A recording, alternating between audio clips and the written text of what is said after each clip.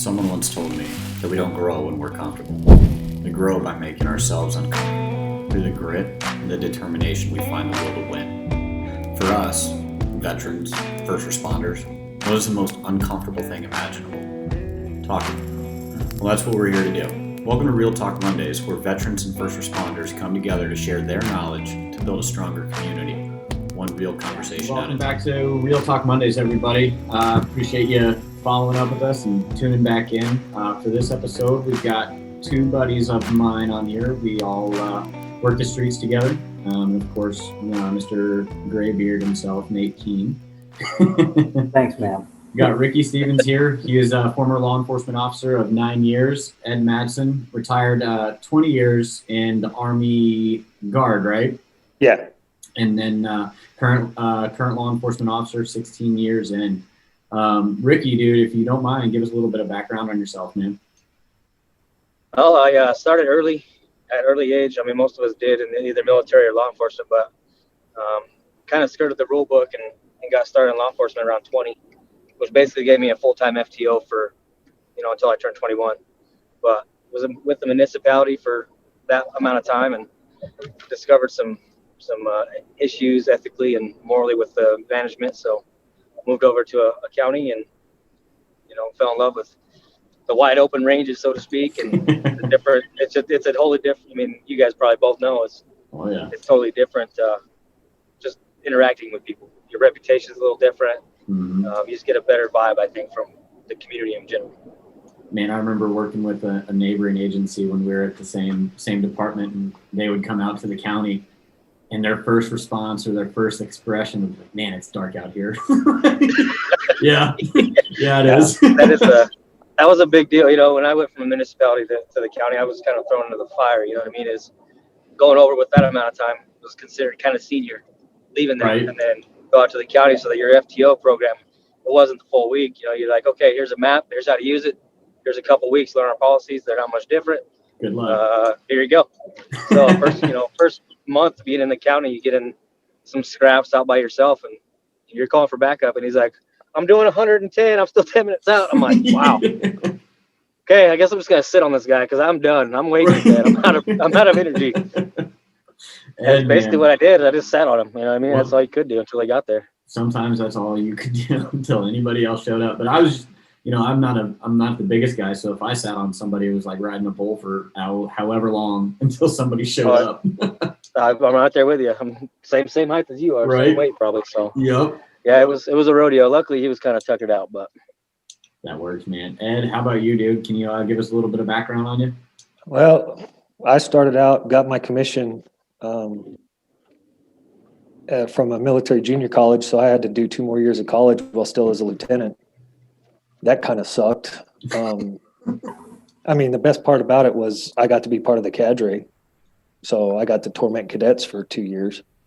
But oh yeah, then once I got out, got assigned to air defense, short range air defense unit, and kind of started making my reputation right there. First time I met my battalion commander, I was laying across the back deck of a Avenger, which is a Humvee with a missile pod on the back, teaching another lieutenant how to do it. And I heard, "Hey, Lieutenant, hang on a minute. LT, hang on a minute. LT, hang the fuck." Oh, shit. Yeah. We didn't even make it 15 minutes, man. Oh, damn it. Turned out it was my battalion commander wanting to talk to me, and I was like, well, shit. And then he asked me where the other lieutenant was, and I just pointed down in the tub, and I'm like, he's down here. I'm teaching him. He's like, "Why don't you both climb on down here and don't break anything?" Because, officers playing with equipment, we tend to break it. That's never a good day. No.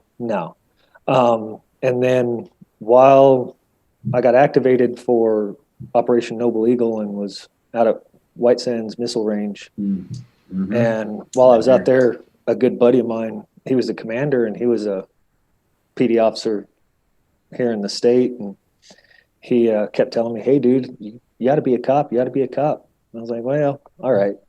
So yeah, that sounds like fun. Well, hell, I was working at a appliance and TV place, going out and selling them. Did you have the mustache? No, Okay. no, back then I didn't. I know you're still jealous of it, but that's okay. You know, you'll get over it one of these days. But so I went and applied and got on with the county and spent 8 years with that agency. Worked crime scene, worked dual purpose patrol and narcotics canine. That hands down, best job. Always had a partner. Oh yeah, always had a partner. Had a blast. Since the first day I met you, had you seriously been? That's all you could talk about, man. Is how awesome and how much the agency we all worked together. We needed that, and you were right. It definitely was a need. Yeah, you know it. We had a case down in the southern part of the county. They'd been searching for 2 rapists for an hour and a half. Finally decided to call me, and I get there and they're like, "Yeah, we got this 1 square mile perimeter," and I'm like, "Oh shit." We think they're in there. You think or you know? Well, we know. We think. Well, God damn it! Pull your head out your fucking ass and let's go. You know. So I put my dog on the ground. Within 15 minutes, I found the first suspect, and about 20 minutes later, I found the second. Hell yeah. And of course, he wanted to eat their ass, but since they gave up, hey, you know what? We're off and running. That probably made you pretty sad, though, huh? You like seeing him eat some ass, don't you? Oh yeah, man. Every the canine officer I've ever talked to the same way. Yeah, the backside of my left arm doesn't have any feeling from taking all the bites in training. You know, but and they after say it that, doesn't hurt with a bite suit. Well, it doesn't. That's pretty sure it does. It's like, to me, it pinches. You know what I mean? Yeah. Depending on the dog. Yeah. If you get a street smart dog, oh, dude, they will jack you up. Like my old sergeant had one that when he would bite, he would deliberately work himself down and bite on your elbow, and then work back and forth across it. And you'd just be sitting. A version of you and a dog. Yeah. Exactly. You know, but after I did that, went up, that's where I started working with you guys, and you know, Lord knows the fun we had up there. Holy shit. You combine that much shit magnetism together, it's bound to be a good time. Dude. Oh yeah, dude. And it was funny because I would always get texts or messages from dispatch going, "Hey, who's your shift partners?" And I would mention you guys, and they would be like, "Oh shit." Yeah, you know, they just knew the fucking county was going to explode, because that's what it does, you know. But then some things went kind of sideways. During that time, I actually got divorced the first time, and that was a interesting experience. But been there, done that, my friend. Yeah, it's nothing that. I mean, if you've gone through it, you know it's awful. Oh yeah, it's a blessing. It's a blessing and a curse. Yeah, exactly. I couldn't find the bad word for it, but yeah. Well, and then while I was at my first agency, I got deployed to Afghanistan, and I was supposed to go over as an embedded training team with the Afghan Army. Oh. And you know how you fill out those bio sheets and everything? Uh-huh. They looked on it and said, "Oh, you're a cop? We have the perfect job for you." Yeah. Thanks for volunteering. So I got put over wait. What did I just volunteer for? Yeah, exactly. I was like, "What are you talking about?" "Oh, no. You'll be fine. Don't worry about it." I'm like, "No, bullshit. I've had the green weenie from Uncle Sam plenty of times. What are you talking about?" And they go, "Oh, well, you're going to be a police mentor team chief." Oh, fuck. Yeah, I'm like, "Well, what the fuck is that?" They're like, "Well, you're going to teach the cops how to be cops." And all I could think was, I don't want to be a fucking FTO for an entire goddamn country. Fuck that. No. But, you know, it turns out that their style of policing is so different than ours. No. Yeah. Hell, they can't even make an arrest without calling a lieutenant and the prosecutor to the scene. No way. Yeah. Wow. I've seen that with some agencies. Yeah.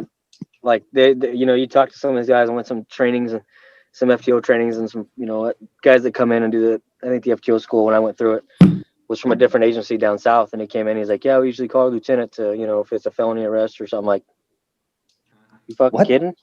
Right. Like, why would you do that? about what? Like, what kind of felony? He's like, a murder? I was like, we've charged homicide by a motor vehicle. Yeah. PC arrest right there. To me, it's when they do that. Yeah. Why would you have to call Why? anybody? Yeah. I mean, Afghanistan, I get it because they're more fucked up than a football bat, but Oh, dude. And Yeah, some of those guys. Man Love Thursday is a real thing. That I don't was know about that, but I don't think I watched He's it. just laughing. that is the scariest fucking thing to walk out and run into because it's like this giant orgy in a fucking tank graveyard. You're like, what is happening? And you're going, never mind, I'm going back. Yeah. So Thursdays at about 1400, we didn't leave the fob. We didn't care what was going on. We didn't leave the fob. But anyway, so then working with you guys and left that agency and worked counter drug for a little while as an ops guy, and then came back down here where it's semi-normal, and I kind of understood how things work, and started working for a municipality down here. And my now soon to be ex-wife's family's all lives down here, and had a little boy. He's 4 and hell on wheels, but now I'm a detective and trying to figure out how we're gonna work all this with me having to work the street and do detective work at the same time. Yeah, no kidding. That's gonna be tough. The municipality I was with was a similar way. Is you pull double duty sometimes. It's when you're shorthanded like that. It'll wear you out. It'll wear you down a little bit. Being you just come off a 10-hour shift or 15-hour shift and get called out 2 hours later for a call. They have to call detectives out for. Or they do. Yeah. So I know those stresses. I know those headaches as far as double duty. Yeah, and the shitty thing is things went south for me back in October, and dude, I was in a nightmare. Hadn't been sleeping, hadn't been really eating. I'd eat maybe once a day, and Logan, I reached out to you and let you know, dude, I was sitting out in the desert with a 45 to my head and about 2 pounds away from finishing that trigger squeeze when my brother called. And for some reason I answered the phone, answered it, talked to him, ended up calling Copline for a while and talking to them for about 2.5 hours. Hey Ed, what's can you talk on that for a second? What's Copline? Copline is a service or a group of guys that are all retired cops from all over the country. And you call in and it's there for cops. They've worked the street, they've seen the things we see, they've dealt with the things we deal with, and they're just there to vent to. Yeah, if you're suicidal or you're homicidal or anything, of course they're required to report it, but they can talk you through different coping mechanisms and shit like that. The guy that I talked with asked me a question that, Logan, I told you. Ricky, this is going to be a good question for you too, man. Yeah, I remember this one. It's tough. Yeah. So, Ricky, when you think about your law enforcement experience, you think about all the bad calls and all the nasty shit and all of that stuff. Think about a call that you went on where at the end of it, you said, "This is why I'm a cop." Yeah. You go through so many in your head. You're like, wow, do I have to pick one? But that is a tough one. We think about more of the bad crap than we think about the good things that we're doing out on the street. Like, why isn't that more of a conversation? And I've honestly, for myself, when I would talk about those things, and people would like to hear the war stories and stuff, but I tell them, they ask you, why do you do it? And obviously the country wasn't in the state it is in now, but back then they still ask me, why do you do it? And it could be as simple as, having a contact with a citizen throughout the day on day shift. Nothing that to anybody else would mean nothing, but to you guys, and to you guys all understand what I'm talking about, is you help that person either by, you know, required to by law, you know, saving their life from suicide, or helping them find a, you know, a stolen car, stolen property, something that meant to them, you know, showing that you actually care about them when they're, you know, they just had their house broken into. And, you know, one particular case that just comes to mind is up north of Aztec. A family it was a string of burglaries. I'm sure you guys remember that. One of which ended in a couple pursuits, but Oh yeah. it was one of the string of the burglaries. They had a house broken into, like some awful guy. It was like 25 guns. I mean, it was like an arsenal. Like these are, you know, down really good people. They just, you know, they had some custom guns. They love guns. They love guns and shooting. And these people broke in and took almost every single one of them. And you could just see it in them. And, you know, when you actually like take an extra minute and put yourself in their shoes and say, okay, how would I feel? And they see that you genuinely care. That to me is what makes it worth it. When you see that look on their face, like, oh, wow, you know, this guy actually cares. He's not just out here taking paper and rolling out, you know, and he's going above and beyond. And, you know, it was a burglary call.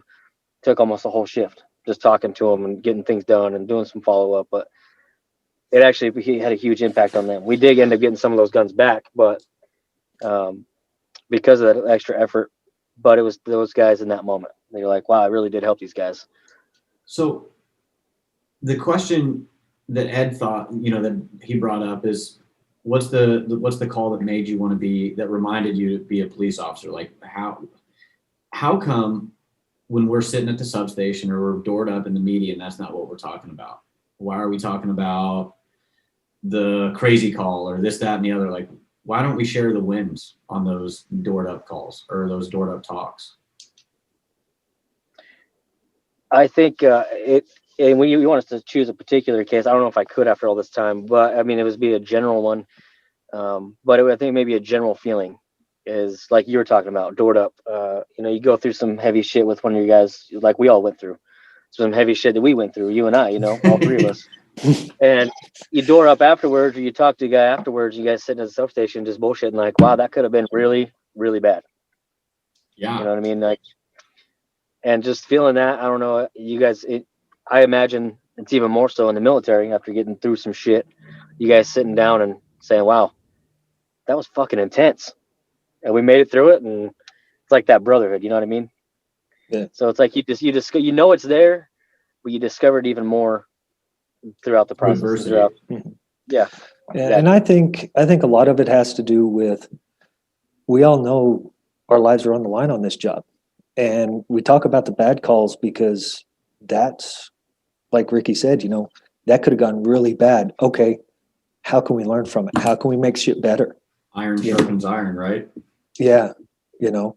And we've all sat around and talked about it. And, you know, you guys have called me out on stupid shit that I did on a call, and You have to, I've done man. the same. Yeah, because at the end of the day, if I don't call you guys out on it and you end up getting hurt doing the same shit again, you know what? That's on me. Yeah. You know, but Absolutely. and it's one of those that when you actually sit down and talk through that stuff, we all get it. You know, you're not sitting down at a fucking Village Inn at 3:00 in the morning talking about how your strawberry whipped cream pancakes remind you of the last code 2 call you had. Right. You know, I'm not gonna lie, I love some strawberry vanilla pancakes. Dude. Just put it out there. Hey, 3 in the morning, those things are pretty bomb. What was Yeah. what was that? The Charles at the hospital? Oh yeah. Yep. Yeah. Yep. Damn, I missed that towards the end of it, man. I stopped Right? going after a while. I missed it. I know, brag about that to this day. Yeah. You know, but it's delicious. yeah. But we sit around and we talk about it because that's our vent, you know, and that's one of the things that here recently I've learned. And it's one of those, I actually just got out of the hospital middle of December. I ended up spending a week in a fucking psych ward because I broke.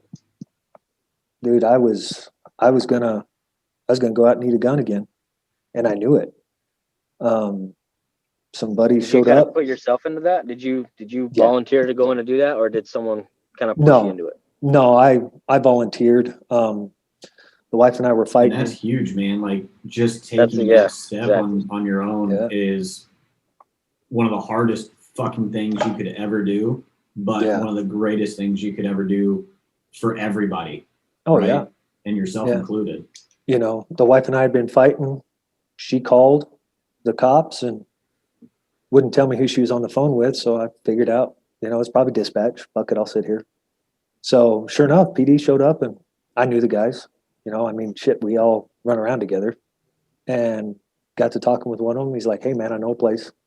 You want to go? I was like, yeah. So he took me down there and I was pretty hesitant about it because, I mean, we all hear the horror stories about these places. And Yeah.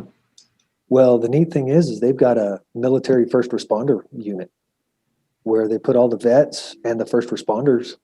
There were other cops, nurses, vets, active duty, all of us That's in there awesome. together. That's way cool. So Yeah, when we that's- sit around and talk about the stuff we go through, the stuff we see, and everybody gets it, you know. So it's not like I'm sitting in there with some 18-year-old crackhead, you know, that I'd normally arrest on the street and he wants to fucking kill me. Right? I'm sitting around with guys that I know and they Can relate to and have a understand. conversation with. Yeah, you know. So got out of there and came home, and shitty thing was 3 days later my marriage ended, you know. So Christmas Eve this year moved into my new place and now working through a divorce, and you know I had to pass a fit for duty exam, which I passed, and now I'm back Good on the street, shit. you know. I know you and I have kind of talked on and off throughout, you know, this winter and into the new year and all that stuff. And it was just really cool to hear how your agency and your leadership stepped up to the freaking plate and played the role of leadership. Dude, Ricky, you're not driving, That's what it are sounds you? like. You're not No, driving, are I'm you? parked. Okay, I'm parked now, yeah. Because you'll crash when you hear this. Dude, Yeah, my dude, this agency, is it's crazy, man. my chief and my lieutenant came to my house that night, sat with my wife and my mom, explained everything that was going on. My chief called my wife and my mom every day that I was in the hospital. The lieutenant went by the house at least every other day to check on them. Then when I got out, my chief told me, he's like, hey, look, you're going to have to go through this. Don't sweat it. He said, I'll tell you straight up, I am not going to fire you. I am not going to do anything. I will do everything in my power to help you. If the doctor says that you can no longer do this job, I will personally walk you through every step to get you medically retired. Wow. Right? Yeah. That's insane. Yeah, that's Awesome. That's unheard of. that's unheard of. Absolutely. Yeah. You know, And that's amazing. And it look what came out of it. Look where Yeah. you're at now. Back Exactly. to 100% on the street, you know, there's a full recovery, and that's the support I think they need more of, you know what I mean? Like, and that's why I asked you that question. Did you do it yourself? Because when I went through my similar situation, it was, you know, women troubles and child custody, and I didn't turn to anybody. You know, I kept to myself and turned to alcohol, to be honest with you. Mhm. You know, and it was a good couple. I mean, maybe a half a year, but my life struggled all, you know, my personal and professional career, everything struggled through that time. But I never reached out, you know what I mean? It wasn't these kind of discussions, or, you know, and I guess it's a lot of it is coming from embarrassment. Yeah. You don't want Right. to call up a guy and say, hey, you know me in this fashion, but hey, let me tell you some shit I'm going through right now that makes me look like a complete shithead. You know what I mean? Mhm. These choices I made weren't great, or, you know, these choices I'm making right now are not great. You know, and trying going through that without being judged. But Well, and on top of that, you know, especially the current state of our country, you know, the fear is that you're going to lose your job. You know, getting diagnosed with PTSD or alcohol issues or whatever, that could be a death sentence. You know, if your administration doesn't go to bat for you, you've lost your job. And geez, getting a job right now. How do we fix it? Like, Yeah, how do we fix, like, Ed, I mean, you had great leadership throughout your struggles. Ricky, I know we'll just let that dog lie, but how do we empower our leadership, I guess, is a good way to ask this question without too much How do we empower our leadership to take care of help take care of their people?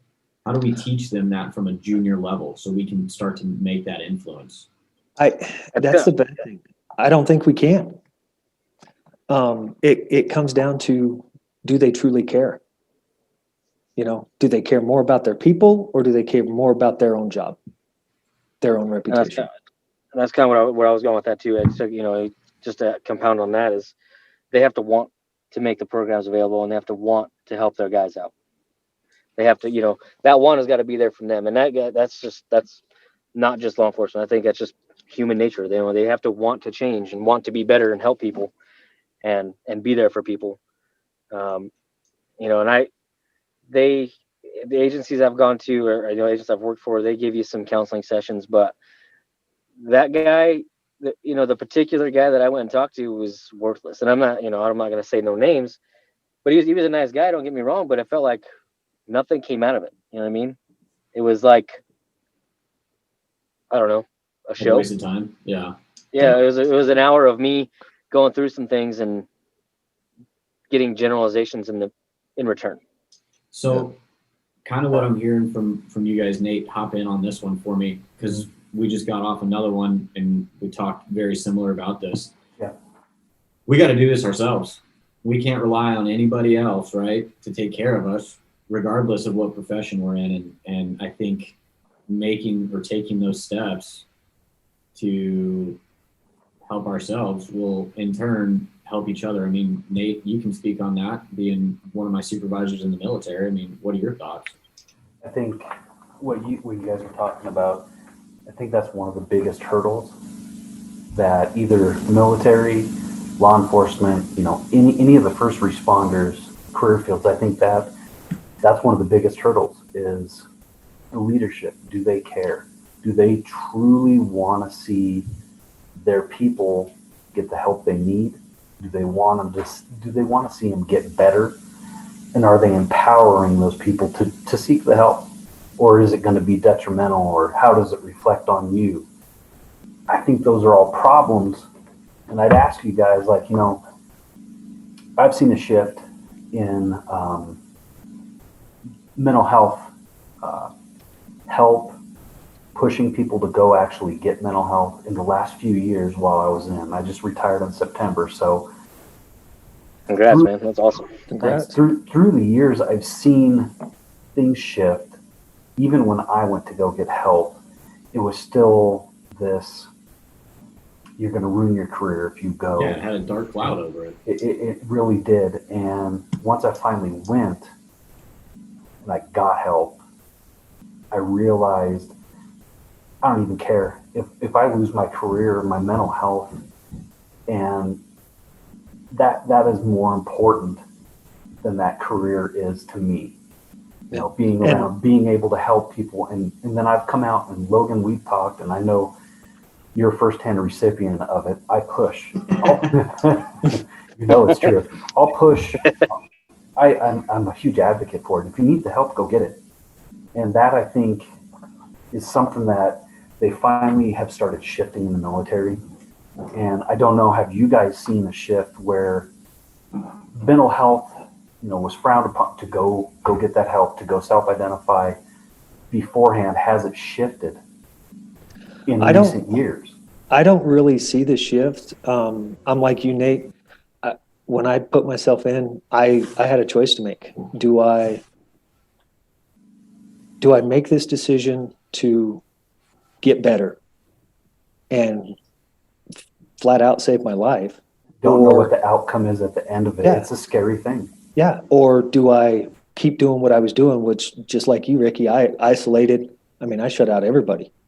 And then keep going down that road and eat a gun, So I made that conscious choice. Luckily, I took a big risk and kind of had briefed my boss. And that's when I realized the support was there. But man, I can tell you, he's the only one that ever even showed any interest in it.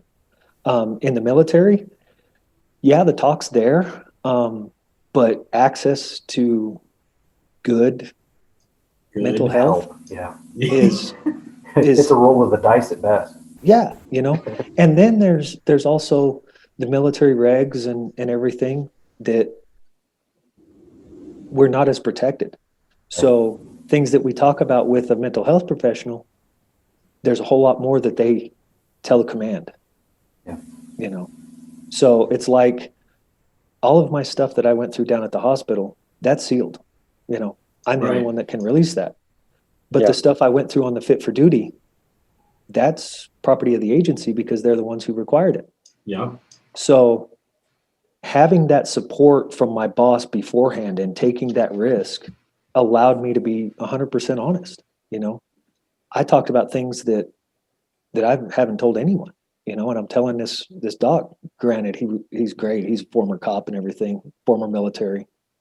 And he was like, yeah, I can tell you're being 100% honest because on the stupid mental checklist tests that we do, there's questions that, if you're halfway smart, know how to put your left and right shoe on the right foot, you can say, okay, this is going to be an issue.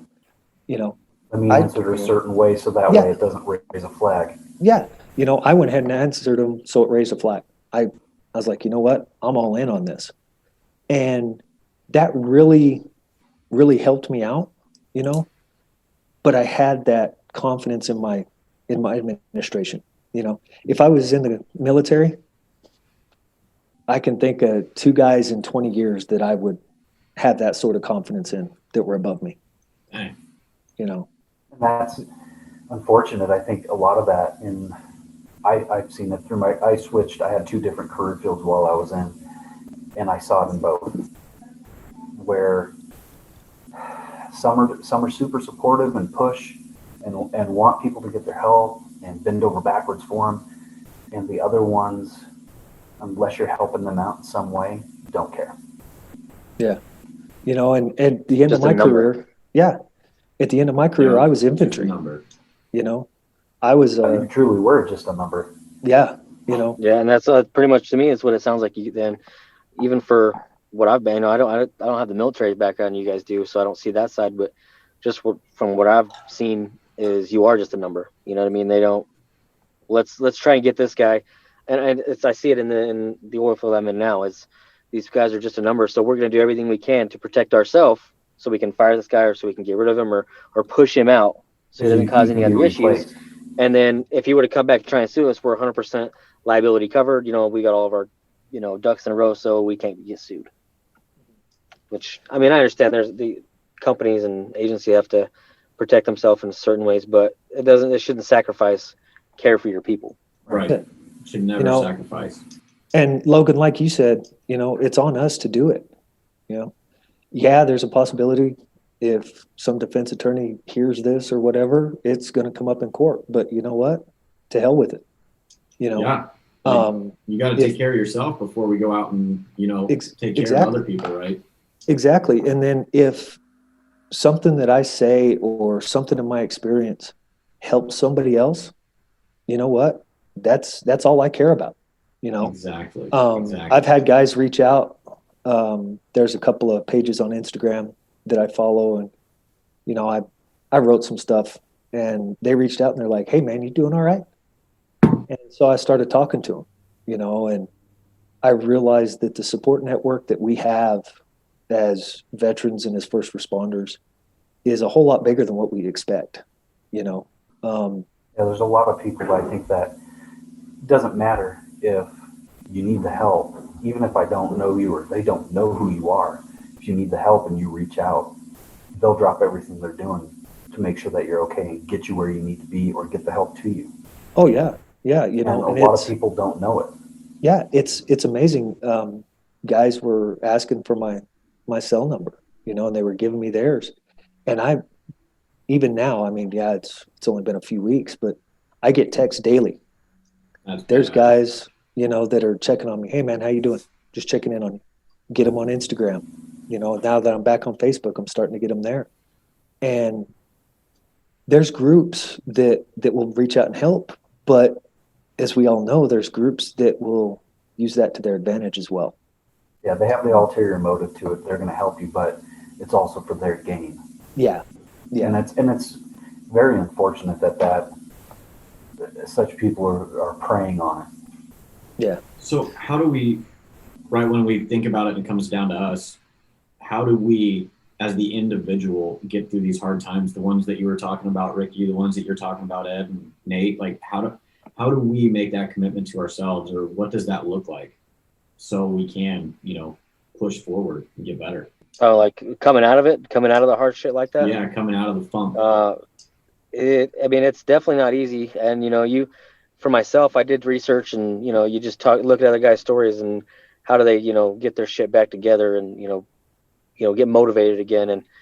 And prior to that time in my life, fitness was a big deal for me, but it kind of went by the wayside there through that shitty time. So getting back into the gym was a huge thing for me. Mentally, not doing certain things that I would do to mask, the stresses and the pain and the horrible thoughts. Trying to find something else to, instead of mask them, just cure them, eliminate the hard shit. Eliminate those hard things from your life, which obviously some things cannot be eliminated. Your ex-wife, child custody issues. You can't eliminate those things. You just have to not let them affect you as deeply as they were to cause those problems. And I understand it's hard to do. Trust me, it's not anything I say with, oh, this is totally easy to do. Just, flip a switch. It takes active work, it takes active mental, like sitting down and be like, okay, this is some hard shit. Like, you have got to keep going. Like, I can make it through this hard shit. Yeah, and I didn't have a lot of guys to talk to. And I had a few of my friends that I'd go to, but it was that fear of judgment. You know what I mean? And I'm sure that everybody else, the guys that are afraid to use these kind of services are fear of getting judged. That was huge for me, is like I said, me this way, well, shit, I didn't talk about some shit you probably are not going to like about me, or, some decisions you think I'm an idiot for, which I could agree with you. But I try to ask for advice or help without any judgment. Which is crazy, right? Because I get that. I get that mindset. But think about it. We're willing to stack up and go into a door into the unknown together. Why can't we have that conversation? Like, that's something. Yeah, we need to look at that part in our mirror. Like, we need to look at ourselves in the mirror on that one. Like, I'm ready to stack up. That's what I mean. And go into this house, but I can't talk to them about some shit that I got going on at home that's affecting me. Come on, man. Yeah, and we got to do better. And then that's what it was, is just convincing those people, you know what I mean? That was for myself. Obviously, I took some work to push through that, but to reassure these guys that this is not an issue. You know what I mean? It doesn't matter what you tell me, it's going to stay right here. And that's it. You know what I mean? Just whatever we got to talk about. You got to think about this. After you've gone through that, personally, each one of us has gone through something. After you go through that tough time, you get that help, you go through those things, does it matter that if you tell somebody something, they may judge? Does it really, when it boils down to it, it doesn't matter. So I think that's a big piece of it, is pushing out that we need to push out. We've gone through something and you've done it, and other people may need it. Yeah. Go be truthful with it. Go get your help. Because at the end of it, does it matter if that person over there that doesn't know you or you work on a shift with, if they're a little judgmental, who cares? Yeah, it doesn't. Yeah. You're right. When you come out of it, at the end of it, it doesn't matter. You look back, you're like, wow, that's fucking stupid. I think that's something that we need to push to our fellow colleagues and the coworkers and everybody is, it doesn't matter. Go get your help, because when you come out of it, you're going to be better and stronger for it, and you can help perpetuate and push it on and keep this momentum going. There's another side of it that we all can understand. Doing this job, we see people at their worst. We don't see people at their best. No, man, people don't call 911 on the best day of their life. They call it on the worst day of their life. You know what I mean? Hey, can I get a deputy over here? I want to have an ice cream cone today. I'm having a fucking great day. Hell yeah. Yeah, let's get it. But we start seeing the worst side of people, and we start thinking, okay, everybody is basically a backstabber. You know, Yeah. we don't trust anybody. How are they going to use this against me to get themselves ahead? You know, I'm not going to be a fucking stepping stool for anybody. You can kiss Yeah, my absolutely. ass. Yeah, You know? I totally get that.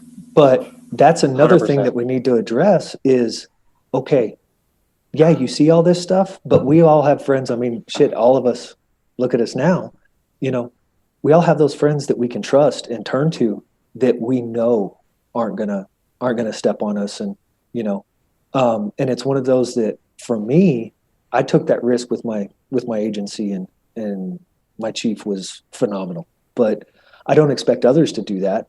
But if you're so scared of that, that's where that cop line comes in. Right. Exactly. At There's the resources, right? Yeah, at the end of the conversation, you know, and I explained to the guy, I'm like, look, I'm worried about going to a counselor and having some liberal ass fucktard sit there and write everything down and then turn around and sell it to the fucking defense. Not going to happen. And bring it against you in some way, Yeah, any way exactly. they can. So what he did was he's like, look, where are you at? I told him where I was at. He did some quick research, and there's counselors that affiliate with Copline, and they're pro law enforcement, they're pro military, and they're like, look, these guys get it. They've worked with cops, they've worked with EMS, they've worked with fire, they've worked with military, and they understand where you're coming from. And you You can know? reach out to them whether you're a current or former law enforcement officer as well. Yeah, you know, because That's these amazing. things come up, and going through all the shit that I've gone through here lately, it's made me realize, okay, A, not everybody's a fucking jackass. B, I have a support network. And C, I'm a fucking moron because I didn't reach out early. You know, I actually had some guys physically kick my ass when they found out what happened, and they took me out behind the wood pile and beat the shit Why out would of you me and just told need me, your ass whooped? told me don't ever fucking do that again, otherwise this will be 10 times worse. Because we're right here, man. Like, Yeah, exactly. So at the end of the day, Copline, and the whole way I found out about that was I had a brother, grown up in K9 with him, knew him.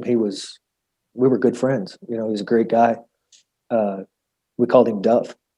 He committed suicide, and it was like the Robin Williams thing. He's the happiest guy in the world, give you the shirt off his back. Suddenly I got the call. Well, me and a good buddy, we ended up having to clean the scene. We had to clean up our brother's blood and brains and everything. And we were under a time crunch because his daughter was flying in. And That's awful. so we got it all cleaned up. His son helped us, his wife helped us. But having to do that, was a nightmare. But I can honestly say thanks to him, because while we were cleaning up, he had a notebook that he'd actually been writing in. And on the cover of that notebook was a sticker from Copline. No way.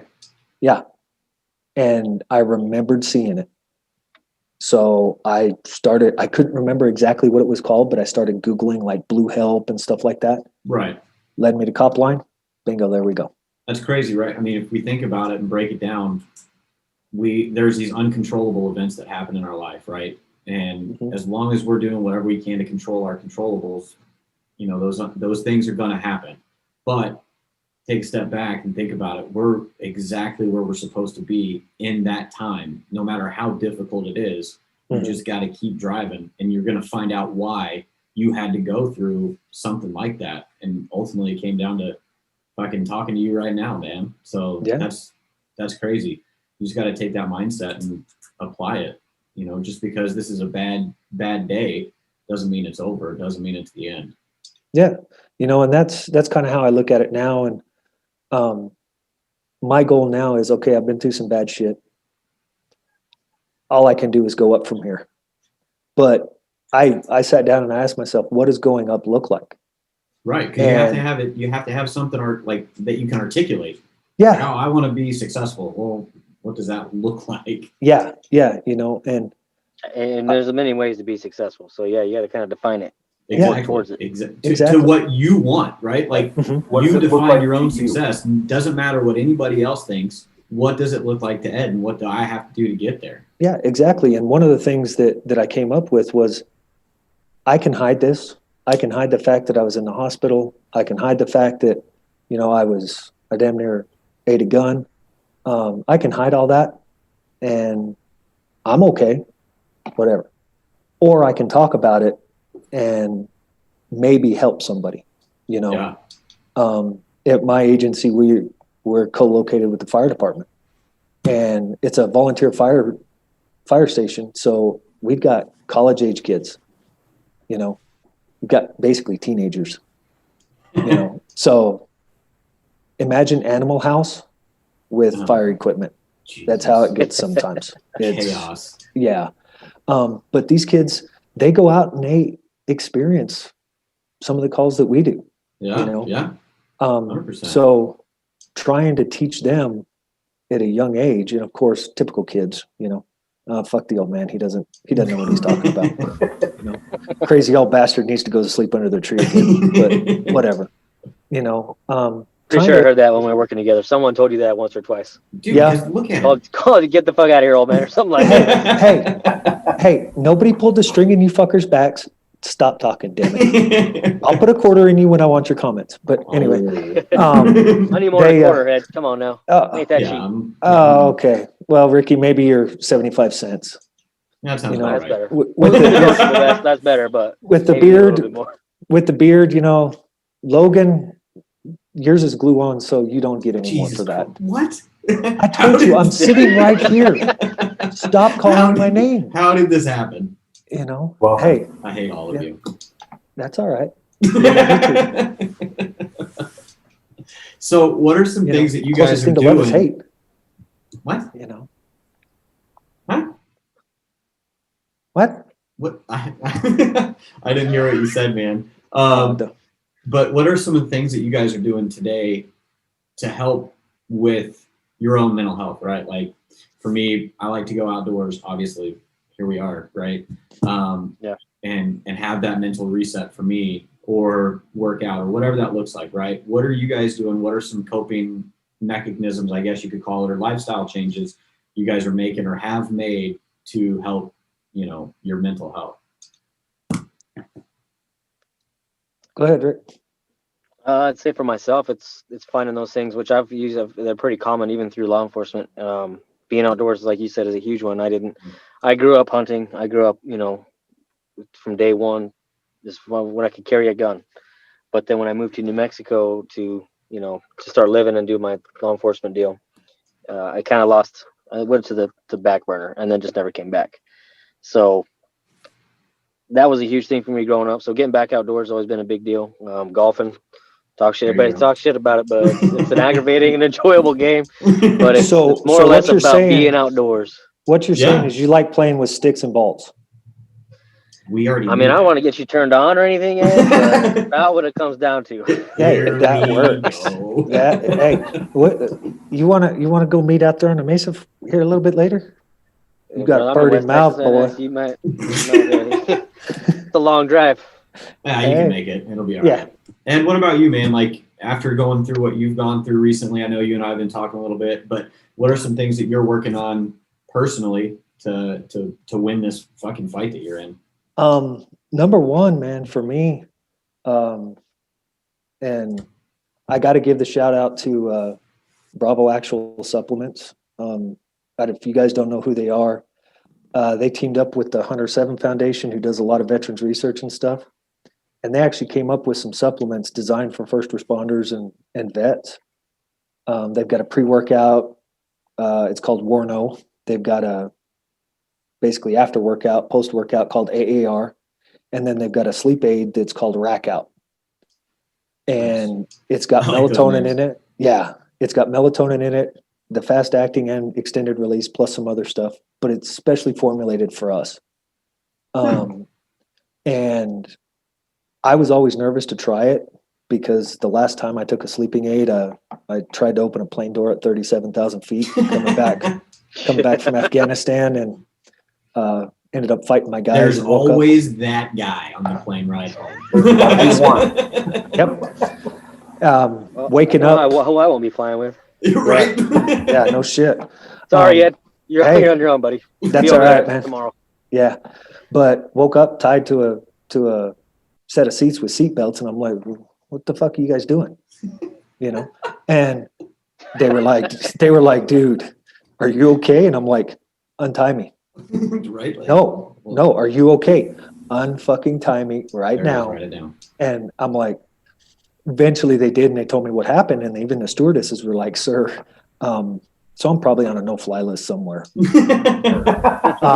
If I wasn't before, I am now, but whatever. But so I started using that and actually getting sleep. And man, I can't tell you the difference that actually sleeping for 6-7 hours. Holy shit. Game changer, right? I can think. Oh, it definitely is. You Absolutely know? is. And then getting things organized, not tackling everything at once. For instance, I've got my fit for duty exam that I had, my divorce, trying to get it set up with the VA, which, as we all know, is a shit show. Let me tell you. Yeah, but doing all of that, take one thing at a time. It's like they say, how do you eat an elephant? One bite at a time, man. And then on top of that, getting back outdoors. A buddy of mine got a cow tag, and he was asking me, he'd never been elk hunting before. So we started talking, and I started telling him, this is what you want to look for. This is how you want to do it. And, after you take the shot and you hit, give a little cow call, it calms them down. Right. And helping him through that. And then I went up with him and helped him scout. And lo and behold, just yesterday, he brought me some elk meat from the cow that he got. I'm coming down, so put it in a slow cooker. Hey, dude, And throw some freaking green chili in there too, man. Elk stew with green chili. Oh yeah. I'll make sure that I'll make sure it's extremely mild for a white boy like you from the Midwest. So don't worry about it. Damn. Come on, man. I ain't scared. It's delicious. I love green Okay. chili. All right. And I'll let you eat ice cream afterwards. So when it's coming out the other side, you can be screaming, come on, ice cream to cool the burn. Okay. But that's some of the stuff that I do, getting back out on my Harley and just going riding with the guys. Hell yeah, man. I'm sure a lot of us use fitness. The fitness is the gym is a huge thing for me. You know what I mean? Being what I'm doing now is working away from the family. So 2 weeks on, 1 week off, and over the course of 3 years starts to wear on you. Would So take a toll. Yeah. It does. It takes a lot. It takes a strong home life, which is, has only gotten to the point now where it's at because of the hard shit we went through previous. But to keep sanity when you're away, and it comes with a different form of stress. But the gym is huge. If people that actually, you all understand when you get in, you're committed to it. It's on a whole different level. People are like, "Why do you like the gym so much?" It's like, well, obviously, if you're asking me that question, you don't understand. Don't kill you. And that's one of the things that fell off with me. As I stopped going to the gym, and I got to get back into it. But as we all know, this wonderful job comes with wear and tear on the body. So I got to be careful not to break my hip or anything like that. Well, I don't think that has to do anything with the job, Ed. I think that has to do everything with your age. Okay. Hogan, one of these days you might get taller, but I doubt it. That's fair. But one of these days you will be old and you'll understand. You're right. And I'll still make fun of you because you will be older than me. Yeah, that's true. So, this circle never stops. No, it doesn't. Maybe one day you can actually grow a real beard and you won't have to go get the clippings off the barbershop floor. What color is that? Is that like red or brown or? I know you're not going to smash the red. You're not going to smash that red beard status, bro. Come on now. No. He's like multicolor. It's like he's a unicorn or something. Damn right. I'm that awesome. Yeah. Oh, Unicorn okay. status. Nobody bought in on that one. Yeah. Nope. Well, the fact you're growing a beard is, I think, is badass. Yeah. I wish I And And hey, could. you know what's crazy is the agency we all used to work for allows Can beards. now have beards. Ain't that a bitch? There's another agency Assholes. up in that area that I worked for later on, and I actually wrote the policy for the beards. Nice. Did you? Yeah, I was like, this needs to be a thing. Here's a policy. Yeah. And you know, I was fighting for that the whole time I was there. I was like, okay, this is bullshit. We should have it. You know, keep it clean, looks good. No. And then as soon as I It's leave, just maybe one of 6 those months stupid after. morale things, man. Like, Yeah. it doesn't affect anything. Just No. come on.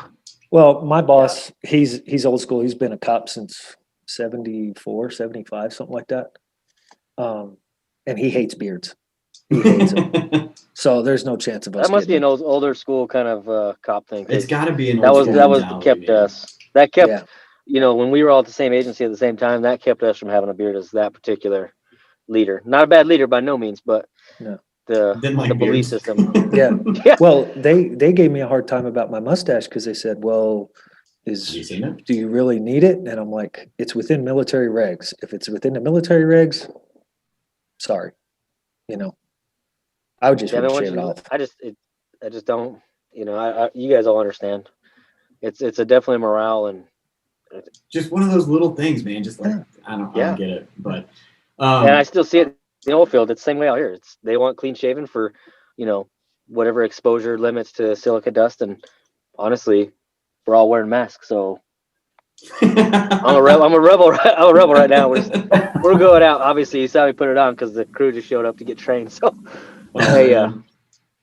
yeah, they Well, can't with see that, that. guys, I know we're coming up on an hour, and so I don't want to take up too much more of your time. Not only that, but people don't listen much longer than that, so we want to create good content and stuff. But with you Absolutely. talking, Logan, they don't listen to you. Imagine that. God, I hate you. All right, man. I'll listen to you, Logan. I Don't appreciate it. worry Well, at about least it. at least I got one. I got 25% support here. I don't have a Well, choice. Well, you know what? Nate's I'll like, take yeah, I that got back. you no matter what. Logan, I'll listen to you because it helps me fall asleep. There you go. You know what? I'll whisper in your ear later tonight. There Anyway, we go. All right.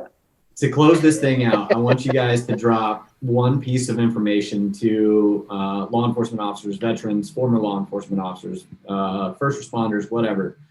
Just give them the one piece of advice that you wish you knew before you went through your shit. For me, it's don't be afraid to reach out for help and do it early because this shit just piles up. You know, you're carrying around a rucksack full of rocks. Eventually, it gets too heavy. Absolutely. Reach out for the help, get that ruck lighter, and believe me, it does help. Nice, man. I like it. Make that ruck Yeah, a little lighter. Ricky? I think mine is to be stay motivated, and that means in many ways, stay motivated in the job. You know, you find out that when that job doesn't become fun, it becomes more stressful. So when you stay motivated for keeping yourself healthy, whether it be the gym, you know, some people's mode of healthy is a lot different than the gym, but find that mode that makes you the best person you can be as far as mental health, physical health. That way you enjoy the job.